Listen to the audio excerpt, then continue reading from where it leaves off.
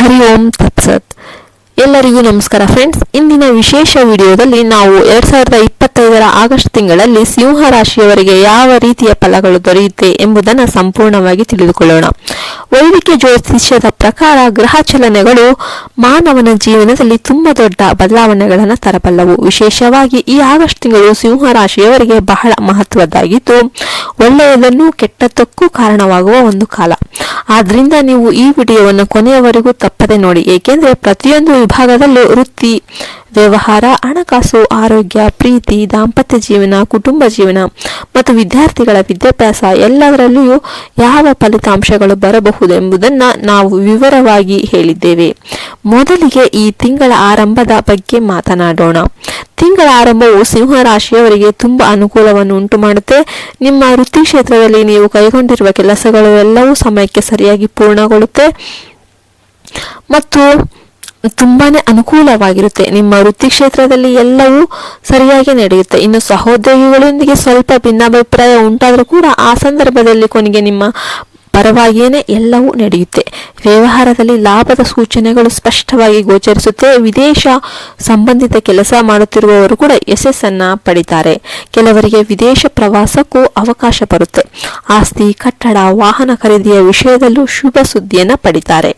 ಆದರೆ ಮಧ್ಯ ತಿಂಗಳಲ್ಲಿ ಕೆಲ ಬದಲಾವಣೆಗಳು ಸಂಭವಿಸುತ್ತೆ.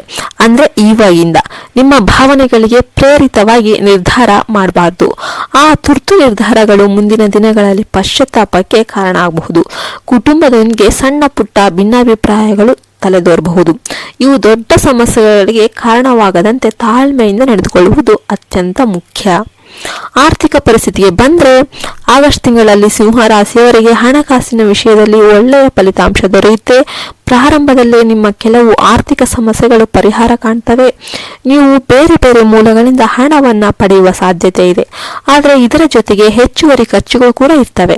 ಆದ್ರಿಂದ ಬಜೆಟ್ ನಿಯಂತ್ರಣ ತುಂಬಾ ಮುಖ್ಯ. ಅನಗತ್ಯ ಖರ್ಚುಗಳನ್ನು ಕಡಿಮೆ ಮಾಡಿ ಹಣಕಾಸಿನ ಸಲಹೆಗಾರರಿಂದ ಸಲಹೆ ಪಡೆಯುವುದು ಒಳಿತು. ನಿಮ್ಮ ಕೈಯಲ್ಲಿ ಖರ್ಚಿನ ಒಂದು ನಿಯಂತ್ರಣ ಇರಬೇಕು. ಇಲ್ಲದಿದ್ರೆ ಆರ್ಥಿಕ ಒತ್ತಡ ಎದುರಾಗಬಹುದು. ಪ್ರೀತಿ ಮತ್ತು ಸಂಬಂಧಗಳ ವಿಷಯದಲ್ಲಿ ಏರಿಳಿತಗಳು ಕಂಡು ಬರುತ್ತೆ. ಸಂಗಾತಿಯೊಂದಿಗೆ ಸಣ್ಣ ಪುಟ್ಟ ಜಗಳಗಳು ಕೂಡ ಆಗಬಹುದು. ಆದರೆ ಸಂವಹನವನ್ನು ಕಾಪಾಡಿಕೊಂಡ್ರೆ ಸಮಸ್ಯೆಗಳು ಸುಲಭವಾಗಿ ಪರಿಹಾರ ಆಗುತ್ತೆ. ದೂರದ ಸಂಬಂಧದಲ್ಲಿರುವವರು ತಮ್ಮ ಸಂವಹನ ಒಂದು ಸರಿಯಾಗಿರೋದನ್ನ ಖಚಿತಪಡಿಸಿಕೊಳ್ಬೇಕು. ಪೋಷಕರು ನಿಮ್ಮ ಸಂಬಂಧವನ್ನ ಒಪ್ಪಿಕೊಳ್ಳುವ ಸಾಧ್ಯತೆ ಕೂಡ ಇದೆ. ಸಂಗಾತಿ ನಿಮ್ಮಿಂದ ಹೆಚ್ಚು ಪ್ರೀತಿ ಮತ್ತು ಕಾಳಜಿಯನ್ನ ನಿರೀಕ್ಷಿಸುತ್ತಾರೆ. ಆದ್ರಿಂದ ನಿಮ್ಮ ಹಠವನ್ನು ಬಿಟ್ಟು ಹೆಚ್ಚು ರೊಮ್ಯಾಂಟಿಕ್ ಆಗಿ ವರ್ತಿಸುವುದು ಸಂಬಂಧವನ್ನ ಬಲಪಡಿಸುತ್ತೆ. ಇನ್ನು ದಾಂಪತ್ಯ ಜೀವನದಲ್ಲಿ ಆರಂಭದಲ್ಲಿ ನಿಮ್ಮ ಪತ್ನಿ ಸ್ವಲ್ಪ ಒಂದು ಆರೋಗ್ಯ ಸಮಸ್ಯೆಯನ್ನ ಎದುರಿಸಬಹುದು.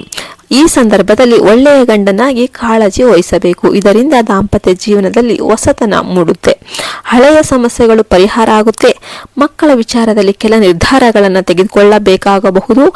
ಆದರೆ ನಿಮ್ಮ ಕೋಪದಿಂದಾಗಿ ದಾಂಪತ್ಯ ಜೀವನದಲ್ಲಿ ಸಮಸ್ಯೆಗಳು ಉಂಟಾಗಬಹುದು. ಆದ್ರಿಂದ ಶಾಂತವಾಗಿರೋದು ಒಳ್ಳೆಯದು. ಉದ್ಯೋಗದ ವಿಷಯದಲ್ಲಿ ಈ ತಿಂಗಳಲ್ಲಿ ನೀವು ನಿಮ್ಮ ಹಿರಿಯ ಅಧಿಕಾರಿಗಳ ಬೆಂಬಲ ಪಡಿತೀರಾ. ಹಳೆಯ ಬಾಕಿ ಕೆಲಸಗಳನ್ನು ಪೂರ್ತಿಯಾಗಿ ಮುಗಿಸಿಕೊಡ್ತೀರಾ. ಕೆಲಸ ಬದಲಾವಣೆ ಬಯಸುವವರಿಗೆ ಉತ್ತಮ ಅವಕಾಶ ಬರುತ್ತೆ. ಪ್ರಮೋಷನ್ ಪಡೆಯುವ ಸಾಧ್ಯತೆ ಕೂಡ ಇದೆ. ವಿದೇಶ ಒಂದು ಸಂಸ್ಥೆಗಳಲ್ಲಿ ಯಾರು ಕೆಲಸ ಮಾಡ್ತಿರ್ತೀರೋ ಅವರಿಗೆಲ್ಲ ಉತ್ತಮ ಫಲ ಇದೆ.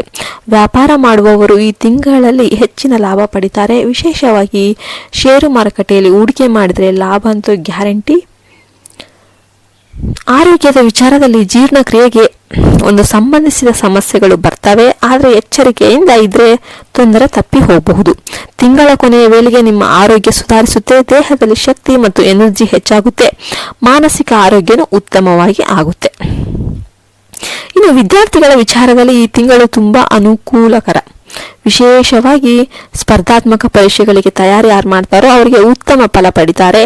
ಮಾಸ್ಟರ್ PhD ಮಾಡುವ ಯಾರು ಬಯಸ್ತಾರೋ ಅವರಿಗೆ ಅವಕಾಶ ಎಲ್ಲ ಬರ್ತವೆ. ಆದರೆ ಅಧ್ಯಯನದಲ್ಲಿ ಅಲಕ್ಷ್ಯ ಮಾಡಬಾರದು. ಇನ್ನು ಕುಟುಂಬ ಜೀವನದಲ್ಲಿ ಆರಂಭದಲ್ಲಿ ಸ್ವಲ್ಪ ತೊಂದರೆಗಳು ಎದುರಾಗಬಹುದು. ತಂದೆಯ ಕೋಪದಿಂದ ಸಮಸ್ಯೆಗಳು ಉಂಟಾಗಬಹುದು. ಅವರ ಆರೋಗ್ಯದ ಬಗ್ಗೆ ಕಾಳಜಿ ವಹಿಸಬೇಕು. ಆದರೆ ಕೊನೆಯಲ್ಲಿ ಕುಟುಂಬದಿಂದ ಸಂಪೂರ್ಣ ಬೆಂಬಲ ದೊರೆಯುತ್ತೆ. ಮನೆಯಲ್ಲಿ ಸಂತೋಷ ವಾತಾವರಣ ಇರುತ್ತೆ. ಹೊಸ ಕೆಲಸ ಪ್ರಾರಂಭಿಸಲು ಇದು ಶುಭ ಕಾಲ ಅಂತಾನೆ ಹೇಳ್ಬಹುದು. ಇನ್ನು ಪರಿಹಾರಗಳ ಬಗ್ಗೆ ಹೇಳೋದಾದ್ರೆ, ಈ ತಿಂಗಳಲ್ಲಿ ಸಿಂಹ ರಾಶಿಯವರು ಸೋಮವಾರ ಮತ್ತು ಗುರುವಾರ ಶಿವನ ಪೂಜೆ ಮಾಡಬೇಕು. 2 ಮುಖದ ರುದ್ರಾಕ್ಷಿ ಧರಿಸುವುದು ತುಂಬಾ ಒಳ್ಳೆಯದು. ಗೌರಿಶಂಕರನ ಪೂಜೆ ಮಾಡಬೇಕು. ಸೋಮವಾರದಂದು ಮತ್ತು ಮುತ್ತು ಧರಿಸಿ ಶಿವನಿಗೆ ಅಭಿಷೇಕ ಮಾಡಿದರೆ ಒಳ್ಳೆಯದು. ಇನ್ನು ಶನಿವಾರದಂದು ಶನಿಯನ್ನ ಪೂಜಿಸಿ, ಇದರಿಂದ ಶನಿ ಸಂತೃಪ್ತನಾಗಿ ಆಶೀರ್ವಾದ ನೀಡ್ತಾರೆ. ಒಟ್ಟಾರೆ ನೋಡಿದರೆ ಈ ತಿಂಗಳು ಸಿಂಹ ರಾಶಿಯವರಿಗೆ ಸಾಮಾನ್ಯಕ್ಕಿಂತ ಉತ್ತಮವಾಗಿ ಇರುತ್ತೆ. ಪ್ರೀತಿ, ದಾಂಪತ್ಯ, ಉದ್ಯೋಗ, ವ್ಯಾಪಾರ, ಹಣಕಾಸು, ಶಿಕ್ಷಣ ಎಲ್ಲ ಕ್ಷೇತ್ರಗಳಲ್ಲೂ ಸಾಧನೆ ಆಗುತ್ತೆ. ಇನ್ನು ಮದುವೆ ಆಗದೆ ಇರೋರಿಗೆ ಮದುವೆ ಯೋಗ ಕೂಡ ಇದೆ.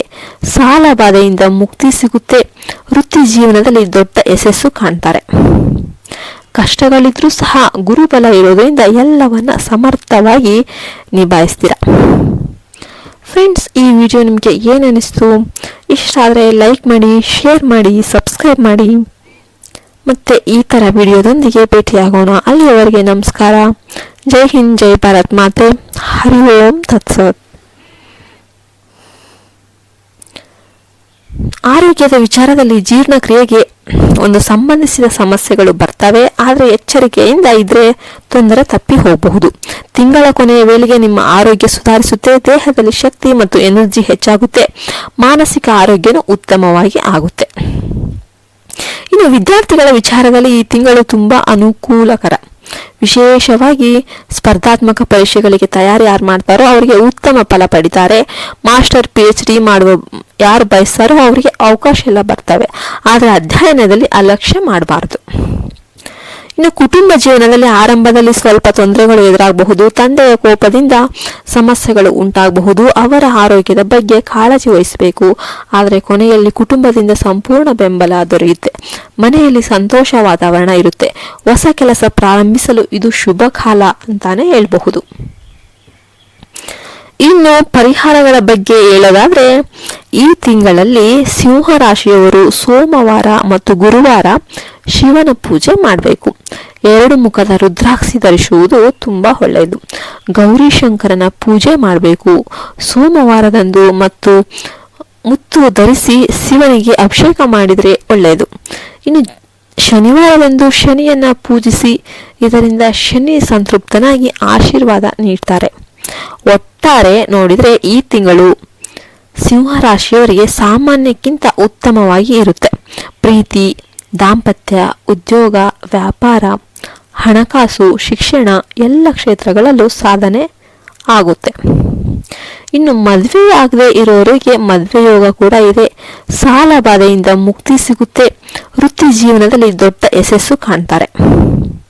ಕಷ್ಟಗಳಿದ್ರೂ ಸಹ ಗುರುಬಲ ಇರೋದ್ರಿಂದ ಎಲ್ಲವನ್ನ ಸಮರ್ಥವಾಗಿ ನಿಭಾಯಿಸ್ತೀರ. ಫ್ರೆಂಡ್ಸ್, ಈ ವಿಡಿಯೋ ನಿಮಗೆ ಏನು ಅನಿಸ್ತು? ಇಷ್ಟ ಆದರೆ ಲೈಕ್ ಮಾಡಿ, ಶೇರ್ ಮಾಡಿ, ಸಬ್ಸ್ಕ್ರೈಬ್ ಮಾಡಿ. ಮತ್ತೆ ಈ ಥರ ವಿಡಿಯೋದೊಂದಿಗೆ ಭೇಟಿಯಾಗೋಣ. ಅಲ್ಲಿಯವರೆಗೆ ನಮಸ್ಕಾರ. ಜೈ ಹಿಂದ್, ಜೈ ಭಾರತ್ ಮಾತೆ. ಹರಿ ಓಂ ತತ್ಸತ್.